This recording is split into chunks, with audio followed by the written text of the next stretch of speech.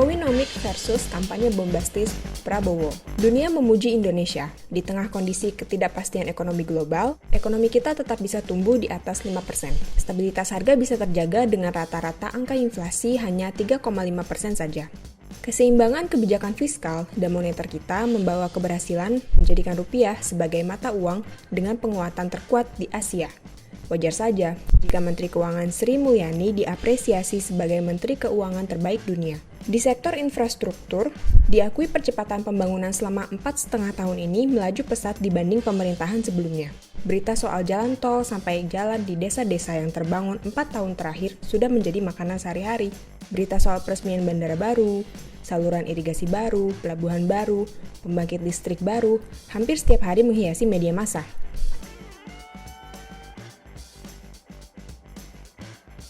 Termasuk juga wilayah-wilayah yang sebelumnya amat terpencil, kini mulai dibelai tangan dingin Presiden Jokowi.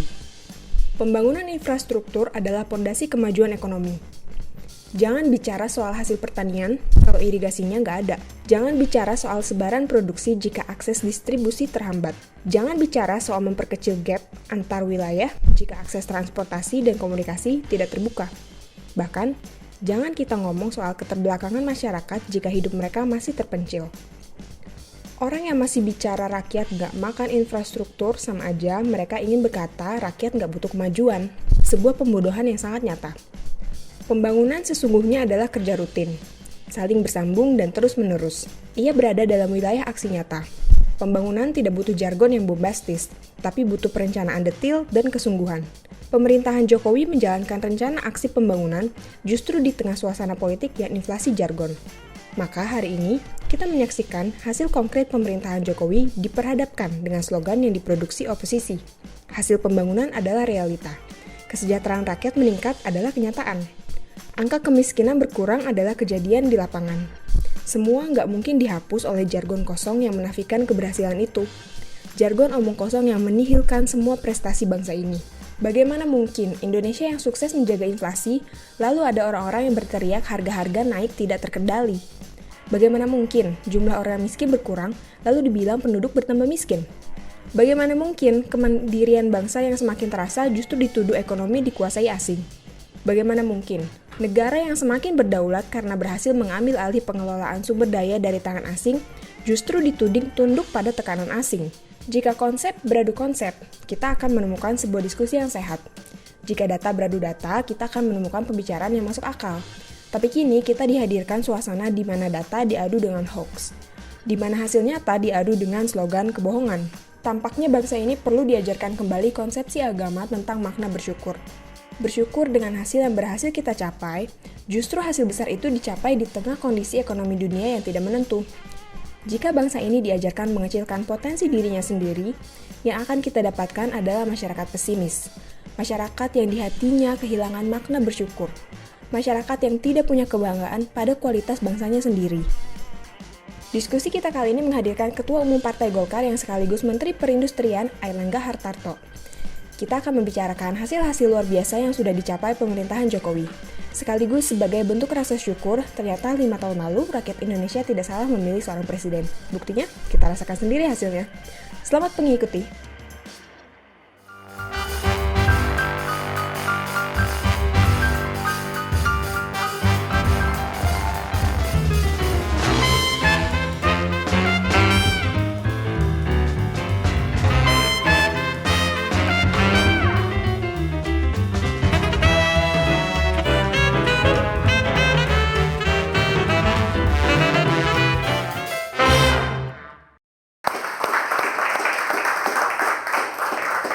Selamat sore, kita kembali lagi ketemu di acara Seruput Kopi. Kali ini istimewa karena di ruangan ini hampir semuanya bernuansa kuning. Ya pasti kuning karena yang datang adalah Ketua Umum Golkar, juga Ketua Dewan Pengarah TKN, dan Menteri Perindustrian. Selamat datang yang terhormat Bapak Airlangga Hartarto. Terima kasih Mas Edi. Istimewa sore ini karena seperti biasa Seruput Kopi memang berniat untuk memberikan banyak penjelasan bukan dalam konsep bukan dalam konteks debat, tetapi bagaimana menjelaskan sesuatu itu supaya kita lebih mengerti terhadap apa yang sekarang sedang terjadi. Begitu banyak pembangunan, begitu banyak pergerakan, begitu banyak hal yang tercipta di Indonesia ini, tetapi ada satu pertanyaan, untuk apa? Ini yang masih banyak orang-orang belum memahami, sehingga kadang-kadang kita membutuhkan penjelasan-penjelasan yang gamblang dan sederhana. Untuk itulah kita mengundang Pak Airlangga Hartarto ngopi-ngopi di sini, dan menuju debat tanggal 17 Februari nanti, ini mungkin juga bagian daripada kisi-kisi, kira-kira apa sih nanti yang akan menjadi serangan dari pihak Prabowo kepada Jokowi. Pak Airlangga, selamat datang dan silakan diminum kopinya. Ya. Kopi di. Terima kasih. Kita seruput dulu kopi. Pak Airlangga, ini ada satu. Oh ya, sebelumnya sebentar Pak Airlangga. Selamat datang untuk Golkar Jokowi atau Gojo. Selamat datang juga untuk MG, Mak Militan Jokowi. Wah, udah datang. Yang lainnya masih tertahan di belakang kayaknya, karena tempatnya sempit sekali. Pak Airlangga, ada satu pertanyaan tentang kita berhubungan sama nanti materi debat di 17 Februari. Di beberapa media, Pak Fadlizon itu bicara tentang bahwa nanti Bapak Prabowo pada waktu debat ingin menyoroti kegagalan Pak Jokowi terhadap mangkraknya infrastruktur di bidang pangan. Selama ini kan kita mengetahui infrastruktur itu jalan tol, tapi infrastruktur di bidang pangan yang mangkrak ini kira-kira seperti apa ya Pak? Ya, pertama sebelum jawab itu tadi kita komentari kopinya dulu, Pak. Oke. Pertama kopinya enak. Oh ya, terima kasih. Pak. Yang kedua, tahukah kita bahwa kita ini negara produsen kopi yang salah satu unggul di dunia. Oke.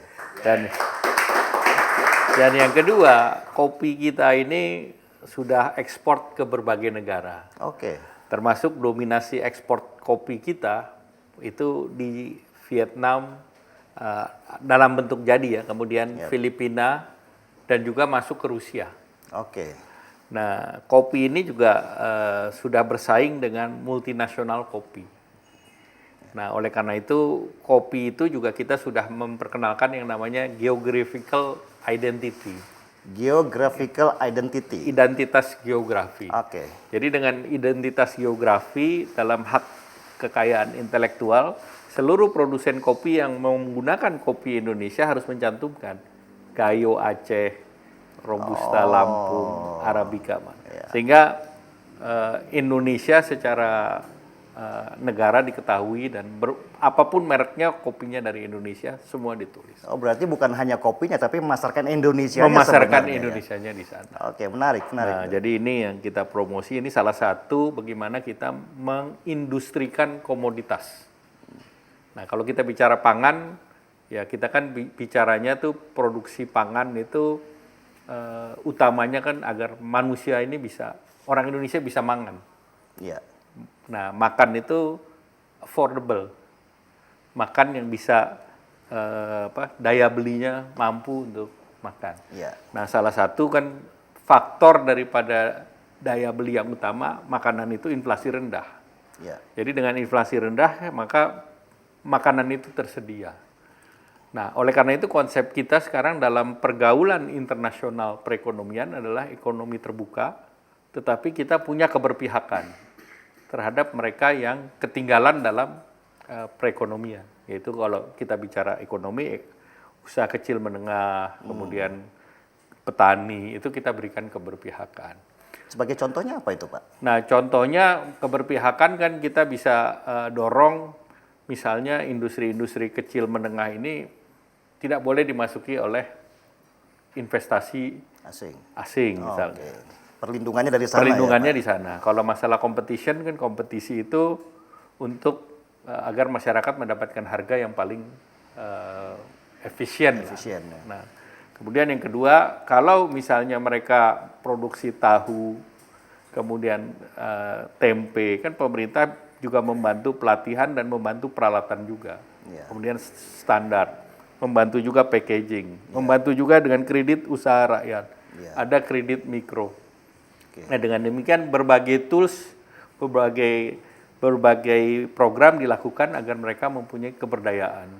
Ya. Nah, itu ada tahapannya, mulai dari mereka yang masih dalam bentuk KUB, kelompok usaha bersama, yang itu diberikan dalam bentuk seperti program Mekar, jadi modal kecil, kemudian diberikan bunga rendah, didampingi sampai mereka naik kelas menjadi kredit usaha rakyat, naik kelas lagi menjadi kredit usaha mikro.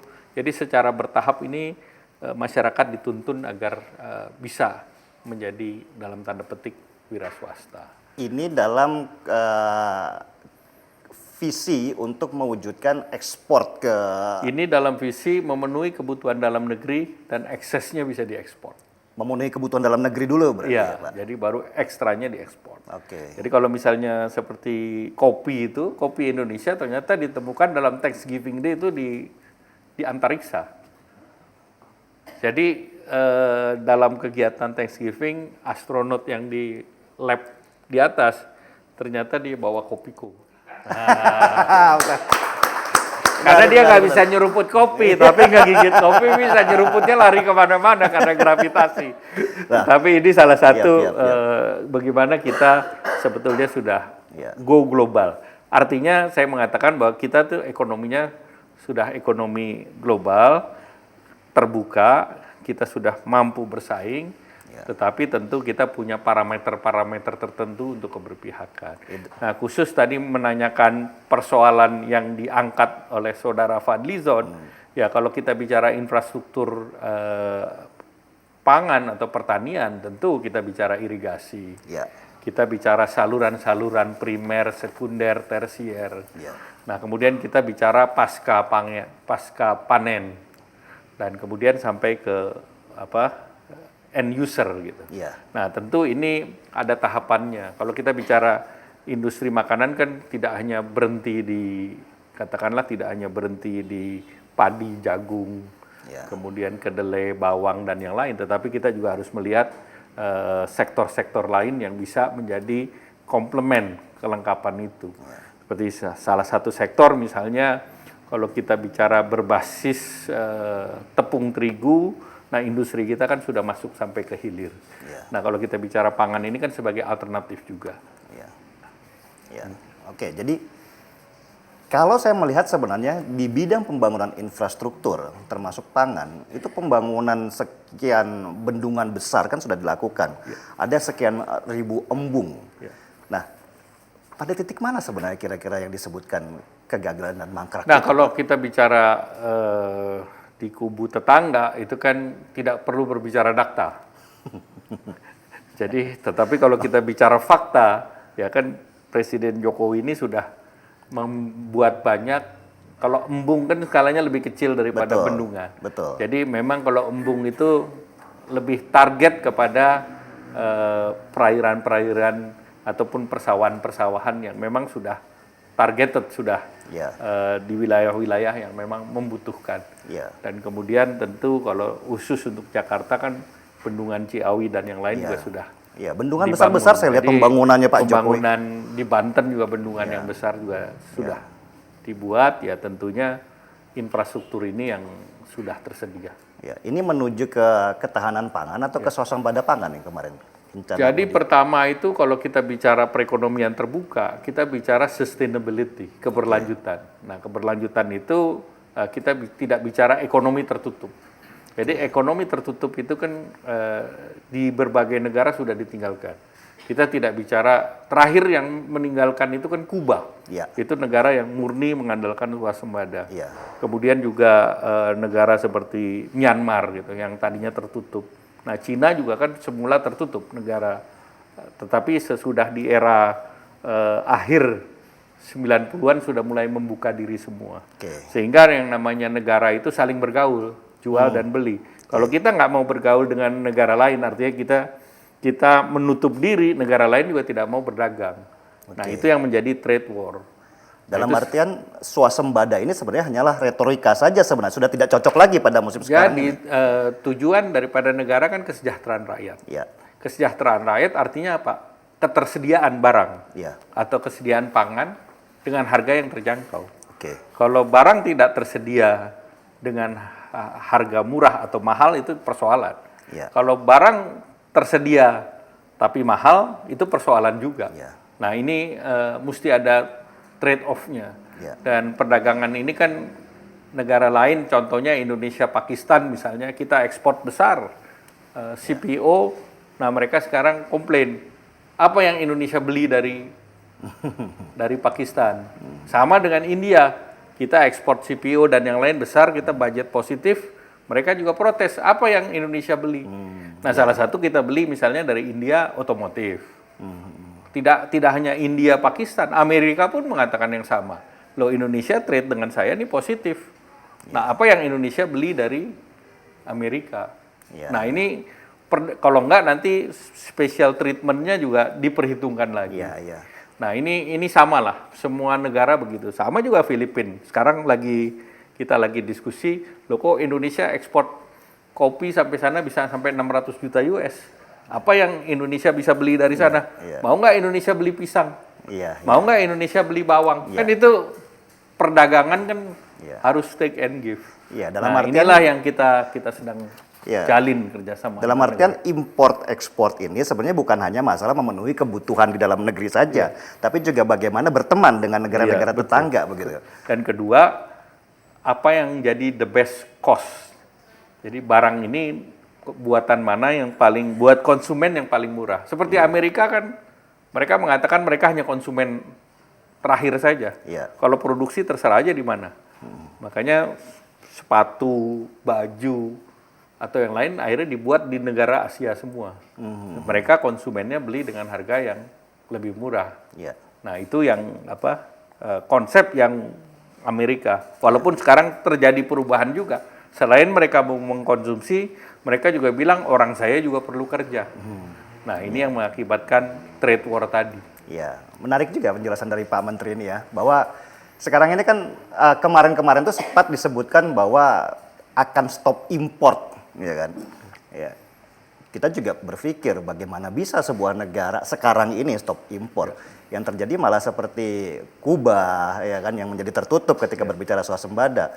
Berarti impor dan ekspor itu sendiri adalah suatu keharusan di dalam bergaul di dunia internasional. Benar ya Pak Erlangga? Betul, karena ekonomi ini kan sudah saling komplementer satu dengan yang lain. Jadi tidak ada satu negara yang bisa hidup sendirian. Betul. Oke. Pertanyaan satu dari Pak Faisal Basri ini, Pak Menteri. Impor beras yang tinggi.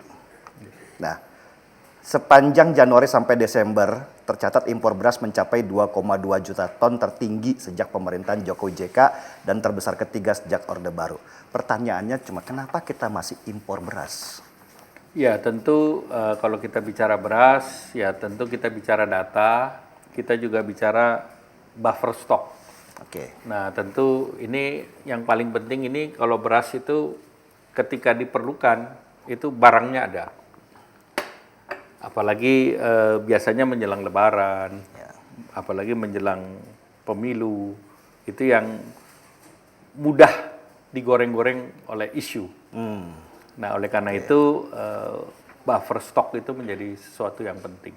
Cadangan untuk kedepannya itu menjadi penting. Itu berurusan sama harga juga nggak, Pak? Tentu terkait dengan harga juga, karena biar bagaimana juga kita tidak bisa melepaskan risiko-risiko seperti itu. Jadi ya tentu kenapa dibandingkan zaman yang lalu kebutuhannya tinggi, ya memang konsumsi kita meningkat, jumlah penduduk kita meningkat, dan tentu demand-nya sendiri meningkat. Nah kalau kita lihat sekarang kan pemerintah sendiri kan melakukan program misalnya jaringan pengaman sosial melalui bantuan pangan non tunai. Nah kalau saya lihat ke daerah-daerah itu masyarakat sudah belinya, kalau dulu kan raskin beras miskin. Kalau sekarang tidak, mereka beli beras yang kualitasnya sudah bagus. Jadi rata-rata harga di 11.000 gitu. Jadi mereka juga sudah punya pilihan dan itu pemerintah memberikannya kebebasan. Mereka mau beli yang beras yang standar atau beras yang lebih bagus kan, karena bantuannya itu dalam bentuk 1 bulan 110.000 silakan dibeli beras berapa, beli telur berapa. Jadi mereka juga pemerintah support walaupun yang premium itu ada atau yang baik itu ada, yang standar itu ada, masyarakat diberi kebebasan. Oke, berarti adanya cadangan-cadangan beras atau buffer stock itu sebenarnya lebih kepada menjaga stabilitas harga ke depan, menjaga kecukupan. Karena kalau enggak nanti malah dimainkan ketika kecukupannya tidak ada. Ya, itu bisa menjelaskan kenapa masih ada impor beras di Indonesia. Kita tidak bisa juga, apa kita tidak bisa, Pak, tidak impor? Ya, tentu sekali lagi karena kebutuhan kan kita lihat ekonomi. Jadi kebutuhan akan mekanisasi daripada pertanian ini yang kita harus dorong.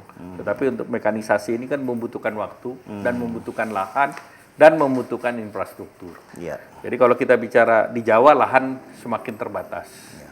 Nah, tentu kita mesti melihat secara ekonomik kita memerlukan lahan untuk misalnya untuk industri. Nah, itu harus seimbang proporsional terhadap untuk pertanian.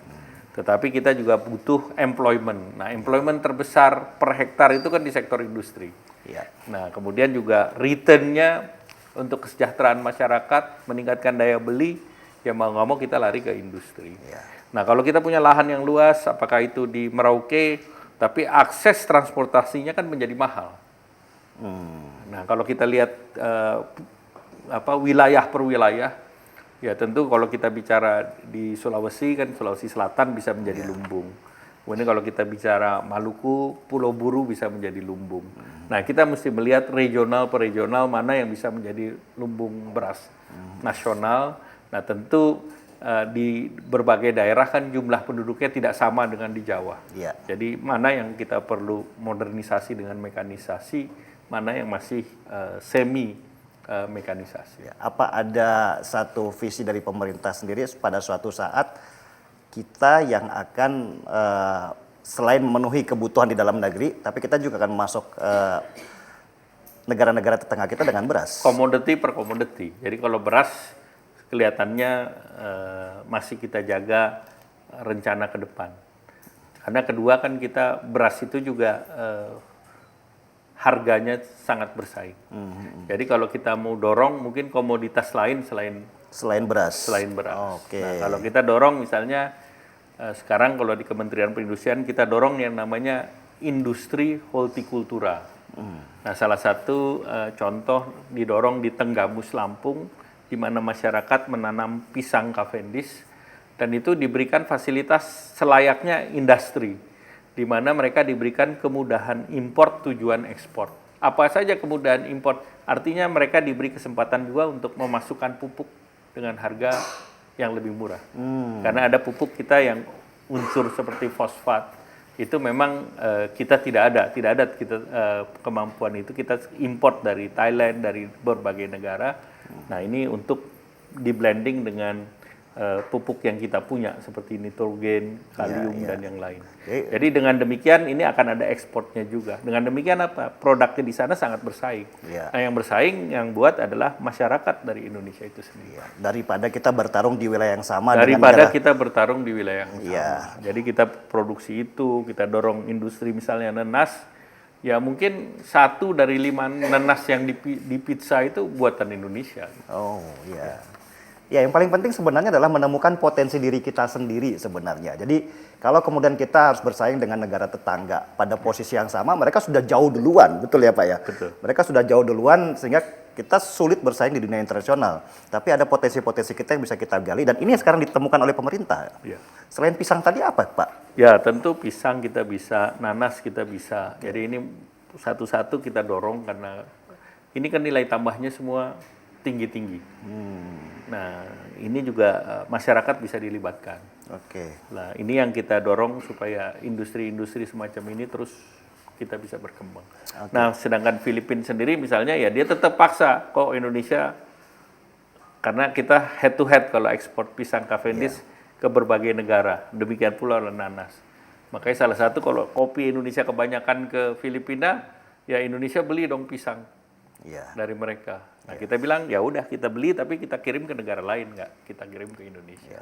Nah, itu dalam perdagangan kita harus melakukan banyak hal. Oke, menarik. Tepuk tangan dulu dong. Tadi penjelasannya Pak Airlangga.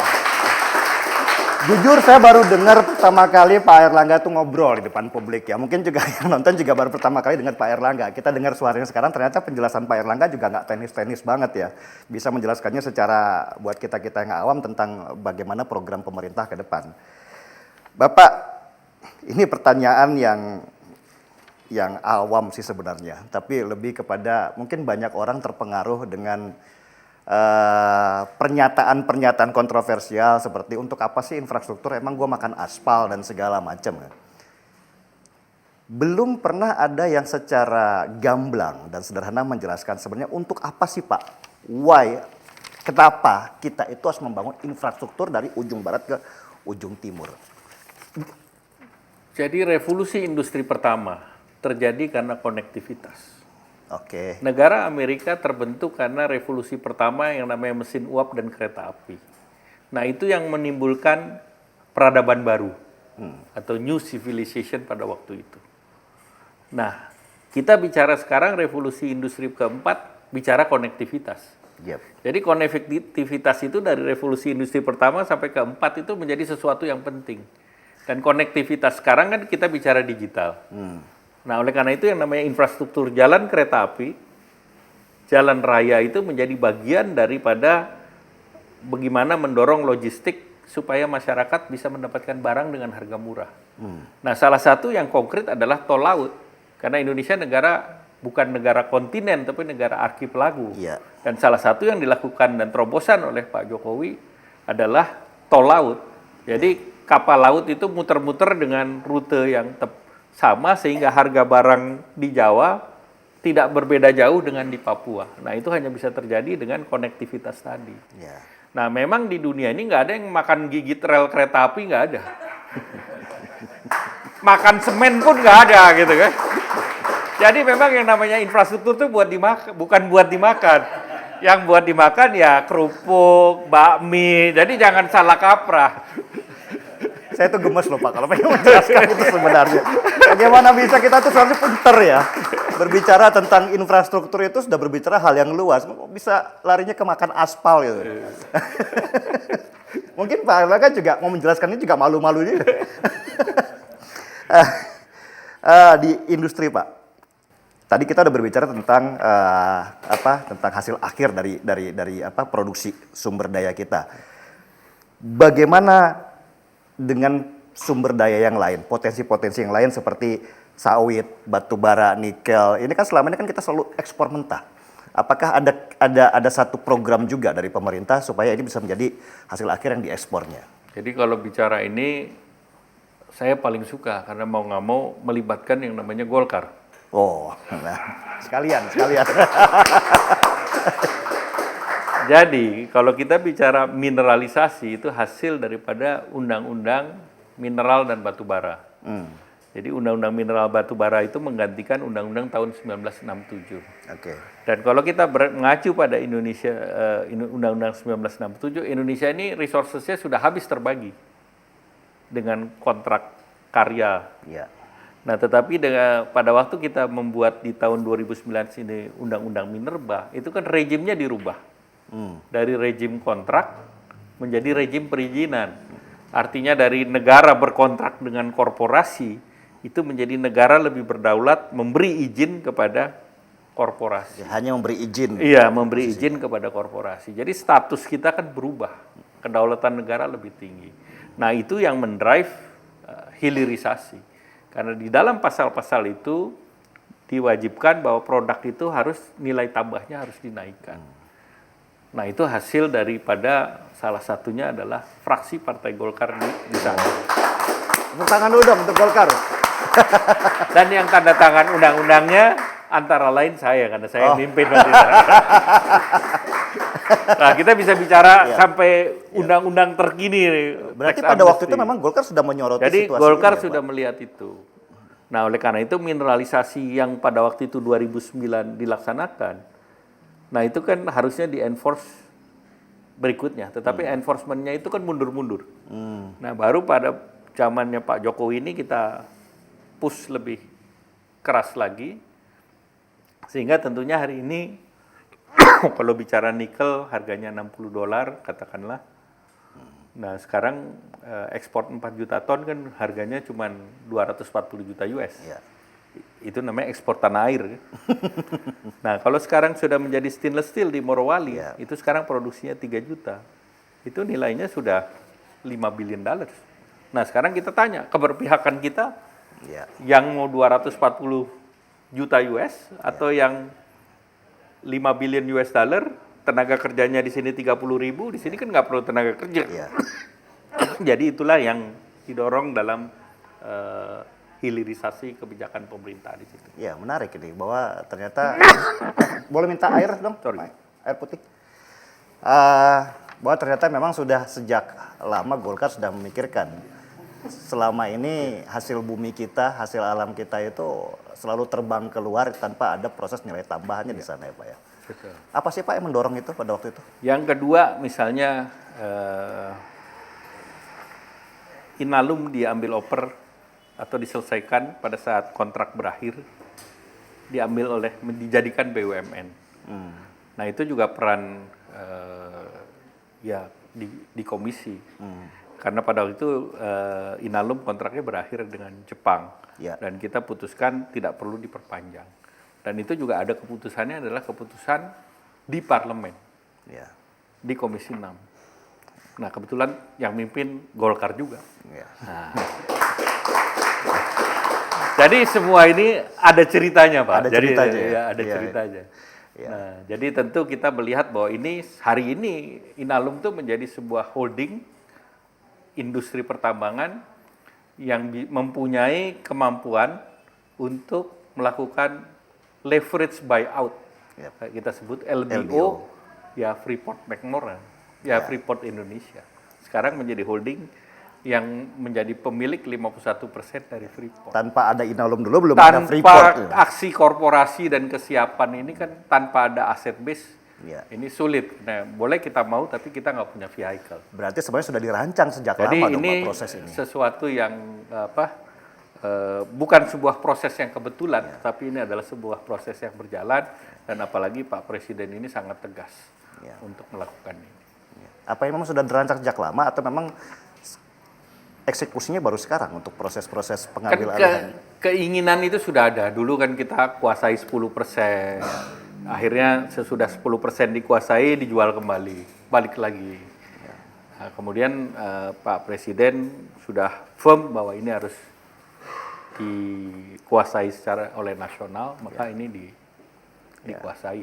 Ya. Yang menarik kalau melihat perjalanan tidak ada tiba-tiba Freeport diambil secara mendadak 51% sahamnya dan itu bukan perjuangan yang mudah ya Pak. Betul. Itu bukan perjuangan yang mudah. Saya yakin bahwa Amerika sendiri tidak mau dengan seenaknya memberikan kepada Indonesia kalau kita tidak punya kemampuan melobi mereka. Ya, karena itu tidak diberi, tapi ini adalah dalam bentuk deal bisnis. Gitu. Deal bisnis. Iya, jadi inilah seninya di sana. Ya.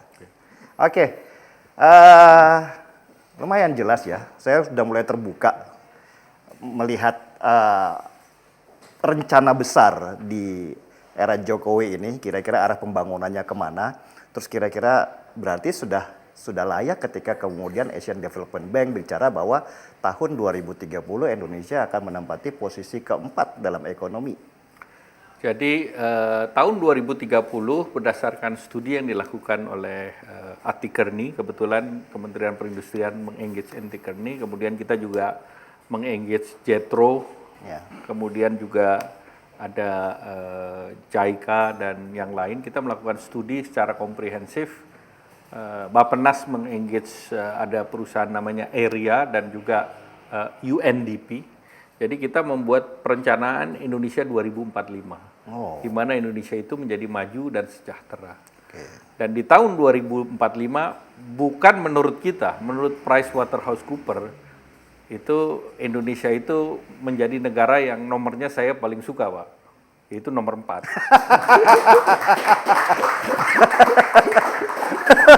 Ada simbol-simbol politiknya juga ya Pak? Nah, jangan-jangan itu pesanan Bapak lagi? itu kalau di tahun 2030 kita masih ranking nomor 7 Pak. Iya. Jadi 10 besar. Tetapi ini kan tahapannya kita menjadi negara maju, negara mandiri, dan negara sejahtera. Ya. Ya. Dengan semua proses yang dilakukan oleh pemerintah sekarang, terutama dengan apa yang sudah dilakukan Golkar sekarang, ini kan membutuhkan banyak sekali energi. Ya, energi yang listrik dan segala macam. Karena nggak mungkin kan kita masuk ke revolusi seperti itu tanpa ada ketercukupan listrik. Nah, dengan energi terbarukan yang ada, apakah cukup, Pak? Kita ini memang kaya ya terhadap sumber daya. Pertama, teknologi tidak statis. Jadi teknologi kan berkembang terus. Jadi kalau kita bicara misalnya energi, itu kan listrik. Mulai dari renewable sampai yang non-renewable. Ya. Bahkan kita bisa yang renewable itu misalnya dari kelapa sawit. Nah, kita bisa mengembangkan ke depan itu berdasarkan dari segi riset sudah dilakukan yang kita sebut palm oil mill effluent atau sisa daripada oli daripada palm oil itu yang sekarang dibuang, itu bisa dipakai untuk memberi makan ganggang. Nah, ganggang di laut ini bisa ditaruh dan dari situ kita bisa ekstrak itu menjadi new oil. Wow. Bisa jadi pelumas, bisa jadi gasolin. Risetnya sudah dilakukan Tsukuba University dan Fraunhofer Jerman. Nah, sekarang sudah ada mini plannya di Jepang sudah, tapi sekarang sedang bikin mini plan di Batam. Untuk pelumas sudah, yang untuk fuel oil ada di Riau. Tinggal skalanya diperbesar. Yang kedua, dengan sistem cracking, itu bisa kita yang disebut membuat green diesel atau green aftur. Artinya kita sekarang bicara B20, nah itu bisa kita tarik lagi sampai B100. Kalau di Brasil pakai etanol, nah kita bisa berbasis daripada kelapa sawit. Nah, kita sebut sebagai green diesel atau green aftur, di mana spesifikasinya sudah sama dengan diesel yang standarnya Euro 4. Oh. Artinya ini teknologi berkembang. Ya. Jadi teknologi tidak statis. Nah, kalau model ini kita bisa kembangkan, maka kita tidak perlu takut terhadap masalah energi di Indonesia. Kita punya multi source daripada energi. Ya, ini baru saya dengar. Bahkan kalau ke depan itu, kalau kita berhasil ini merubah ganggang, itu kan sama aja dengan kita memotong fosil itu. Karena fosil itu kan dari ganggang, yang sudah dikompres ratusan tahun. Nah, ini bisa di-bypass dari ganggang langsung ke oil. Jadi tanpa kompres yang ratusan tahun itu tadi. Sama. Nah, ini makanya kita harus terbuka terhadap pengembangan teknologi, terbuka terhadap pengembangan inovasi, dan pemerintahan Pak Presiden ini akan memberikan insentif untuk inovasi. Jadi ekonomi kita akan di-drive jilid kedua ini, makanya penting untuk Pak Jokowi ini masuk di jilid kedua, itu basisnya adalah inovasi. Nah,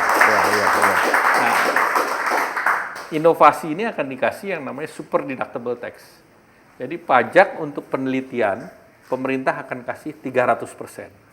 Jadi perusahaan-perusahaan yang melakukan inovasi, katakanlah invest 1 miliar, pemerintah akan kasih dia tax allowance 3 miliar. Nah, demikian pula yang terkait dengan pengembangan sumber daya manusia, pemerintah akan kasih super deductible tax 200%. Jadi perusahaan yang melakukan pendidikan terhadap sumber daya manusia, melakukan reskilling, retraining, dan yang lain, terutama untuk masuk dalam era digital, mereka invest 1 miliar, kita ganti 2 miliar untuk 5 tahun. Wah, menarik. Jadi dalam arti memang betul-betul di era kedua ini, itu memang fokusnya kepada manusianya ya Pak? Iya, jadi eranya adalah manusia dan nilai tambah melalui kebijakan-kebijakan industri, karena kalau kita bicara ekonomi sederhananya seperti manusia, kalau kita bicara tangan untuk menjaga keseimbangan, yaitu makro dan mikro, fiskal dan moneter. Tapi kalau kita mau maju kan kaki harus bergerak. Betul. Dua. Nah, kaki ini satu harga komoditas, satu industri. Jadi kalau komoditasnya bagus, industrinya bagus, maka kita menjadi negara maju. Ya, tambah pinter saya kalau sama Pak Erlangga. Ya selama ini kan yang saya baca itu ada tempes tipis ATM, ada petai di kepala gitu, hal yang remeh-temeh gitu yang sama sekali tidak membuat kita pintar kan gitu kan. Nah, ketika berbicara dengan Pak Erlangga ini, Pak Menteri, Kita berbicara Indonesia itu ke depannya sudah terlihat sangat maju, sangat modern. Dengan sumber daya alam yang sebenarnya kita punya. Kita tuh sangat kaya kan Pak. Betul. Kita punya geotermal, kita punya air, kita punya angin. Nah apakah ini juga dikembangkan Pak? Jadi kan sebetulnya dalam pengembangan energi sudah disiapkan semua. Renewable energinya, porsinya sudah ada. Apalagi geothermal ini kan kita potensinya besar sekali. Betul. Nah ini yang kita harus dorong, ya tentu ada penyesuaian daripada pricing policy. Kemudian kedua, berapa jauh kita berani membuat, undang-undang sudah mengatakan bahwa sebetulnya sudah ada regional pricing. Jadi Indonesia ini bukan one size fit for all.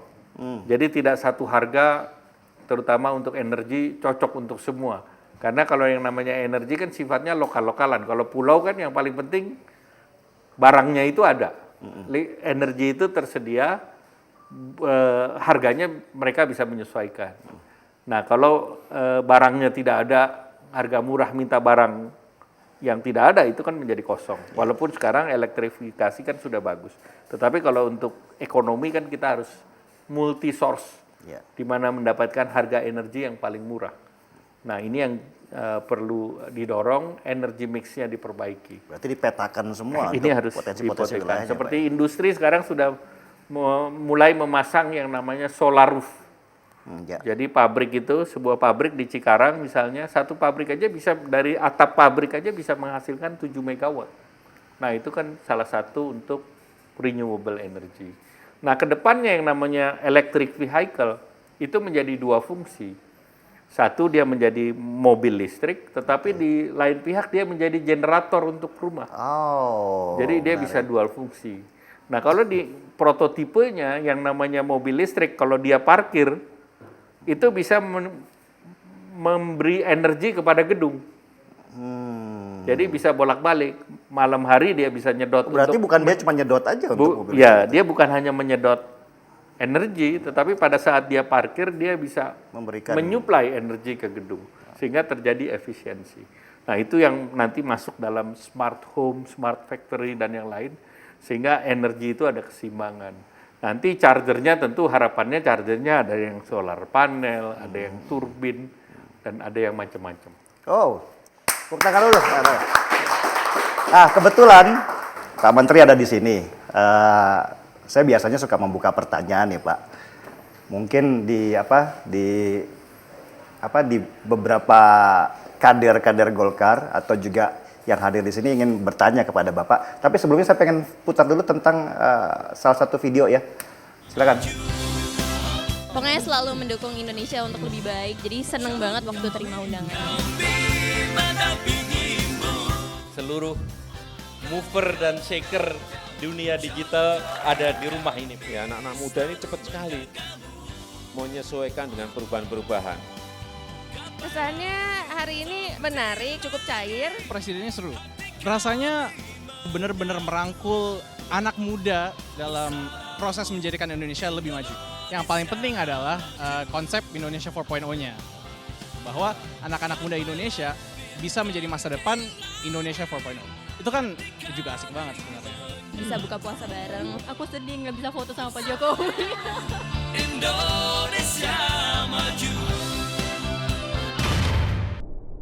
Oke, kita kembali lagi ke acara Seruput Kopi. Masih bersama saya Denny Siregar, dan di samping saya ada tamu istimewa yaitu Menteri Perindustrian Airlangga Hartarto yang juga Ketua Umum Golkar. Dan ada yang mau bertanya nggak kira-kira dari para kader? Mumpung ada Pak Ketua Umumnya di sini, atau dari MG? Boleh, silakan. Mumpung jangan sia-siakan beliau ada di sini. Satu pertanyaan yang singkat. Ya Pak. Terima kasih Pak Benny. Pak pakai, tolong. Pak Airlangga, nah ini kelihatannya memang Langsung. kalau bicara soal infrastruktur pertanian, kita nggak terlepas dari sejarah ekonomi Indonesia sendiri. Tadi yang seperti yang dikatakan Pak Airlangga bahwa perekonomian suatu negara itu terlihat dari 4 sektor, konsumsi, investasi, pengeluaran pemerintah, dan perdagangan. Jadi ketika kita bicara sektor yang keempat mengenai perdagangan, itu hanya ada 2 pilihan. Kita produksi sendiri dengan biaya lebih mahal atau impor dari luar. Nah, di sini dilematisnya. Nah, tidak ada satu negara pun di dunia ini yang bisa hidup dalam suatu perekonomian yang tertutup. Ya. Indonesia sendiri sudah mencoba, kebetulan saya mengajar sejarah perekonomian di beberapa universitas, itu di era Orde Lama, kita berusaha untuk mencukupi sendiri segala kebutuhan. Yang terjadi apa pada saat itu? Ketika kita menerapkan perekonomian tertutup, antri beras, antri minyak, antri bahan-bahan pokok. Oke, pertanyaan? Pertanyaan saya begini, kalau kita bicara soal pertanian, itu saya lihat sekarang ini kan kebanyakan konversi lahan Pak, yang dari industri ke pertanian, kemudian kita mekanisasinya belum jalan untuk di pertanian. Nah ini kalau nanti ini belum jelas konsep mekanisasi pertanian kita bagaimana, nah ini saya kira yang akan menjadi titik lemah ketika ada debat, apa yang kira-kira yang nggak jalan ini gitu dalam soal mekanisasi pertanian. Nah kemudian yang berikut masalah konektivitas, saya sependapat dengan Bapak bahwa memang revolusi industri itu ya memang mulai dari kereta api, jalan, dan kita juga lihat di mana-mana negara selalu pasti konektivitas itu yang lebih diutamakan ya. Jerman juga dengan autobahnnya, dengan Amerika juga dengan rel kereta apinya, kita dengan sekarang ini dengan jalan, itu penting Pak, karena untuk distribusi barang dan jasa. Nah cuman yang harus dilihat nanti adalah di mana integrasi penempatan daripada infrastruktur ini untuk mendukung industri itu sendiri gitu. Itu aja Pak saya kira Pak. Thank you. Gimana kira-kira Pak? Jadi yang pertama intensifikasi, karena jumlah produksi per hektar itu yieldnya harus tinggi. Dan kalau kita bicara yang utama ke depan adalah nilai tukar petani. Nah nilai tukar petani ini kita harus dorong agar komoditi-komoditi yang ditanam itu memberi kesejahteraan kepada petani itu sendiri di dalam persaingan dengan industri.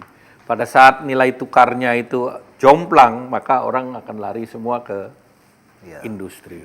Nah itu PR kita untuk melakukan itu, maka pilihan-pilihan hortikultura itu menjadi alternatif. Ya, tetapi kita bicara ketahanan tadi, kita tidak menutup mata, sehingga mana yang kita bisa dorong. Durian aja sekarang menjadi komoditi yang diminatin kan. Nah kita sendiri punya, saya ini udah qualified, certified perasa durian Pak. Karena mulai dari Banda Aceh sampai Merauke sudah kita coba di berbagai kota, mulai durian yang kuning sampai durian yang merah kuning itu udah kita coba. Berarti selain Bang Ucok ada Pak Airlangga. Kita sebagai tester saja Pak. Jadi kalau ada kopi barista kita mesti bikin sertifikasi durennya barista itu. Nah ini potensi Bu, mangga, kita kan punya banyak Pak tanaman hortikultur. Nah saya pikir kita harus ke sana dan kita harus, sekarang kita lagi coba yang namanya industrial estate untuk hortikultura. Nah ini kita akan terus replikasi sehingga tentu petani ini akan menikmati hasil yang lebih tinggi. Nah kemudian tentu hal lain yang mengenai konektivitas daripada pengembangan kawasan industri. Nah, Pak Presiden kan mendorong yang namanya Indonesia sentris bukan Jawa sentris. Jadi Indonesia sentris adalah pengembangan kawasan-kawasan di luar Jawa. Memang ada perbedaan strategi. Di Jawa itu kan marketnya kuat dan dekat dengan konsumen. Maka produk yang membutuhkan domestic market dan ekspor itu dikembangkannya di Jawa, termasuk elektronik, garment, dan yang lain. Tetapi kalau kita bicara resource base, itu yang kita bicara seperti steel base itu bisa di dekat raw materialnya, seperti kawasan industri Morowali. Nah itu menjadi dalam waktu 4 tahun ini menjadi the 5th largest integrated plant in the world. Nah kemudian kita juga dulu mengembangkan kawasan berbasis petrokimia mulai dari Bontang, Aceh, dan sekarang juga kita akan bangun di Bintuni untuk pengembangan petrokimia berbasis gas. Sehingga tentu kita lihat yang di wilayah lain ini yang kita kembangkan. Nah misalnya di Semangke di Sumatera Utara itu basisnya adalah kelapa sawit dan hilirnya. Jadi tentu kita dalam mengembangkan industri kan harus dilihat kompetisinya. Dan kompetisi bukan cuma lokal tetapi global. Karena kita sekarang sudah bukan pada rezim proteksionisme lagi, di mana keterbukaan pasar itu begitu tinggi, sehingga kita pun kalau mengembangkan industri harus industri yang mempunyai daya saing kuat, dan lokasinya pun harus kuat. Nah, dengan pengembangan klaster itu terbukti pada saat harga komoditas ini turun, maka daerah-daerah yang punya industri itu pertumbuhannya masih terjaga. Nah, termasuk misalnya kalau di luar Jawa, di Sulawesi, karena mereka sudah punya struktur industri tertentu. Nah, ini yang kita kembangkan juga di daerah-daerah lain. Berarti ada pemetaan ke depannya. Kita punya pemetaan pengembangan wilayah-wilayah pertumbuhan. Wilayah-wilayah pertumbuhan. Nah, itu kan sebetulnya rumus lama, karena kita bicara Amerika, kita bicara Detroit. Kita bicara Silicon Valley. Nah, itu kan clustering. Nah, kita sudah punya Detroitnya Indonesia itu Bekasi, Kerawang, Purwakarta. Salary tenaga kerja di sana 3,8 sampai 4,2. Itu lebih tinggi daripada salary Jakarta yang 3,8. Nah, itu membuktikan bahwa ini adalah wilayah pertumbuhan yang bergerak.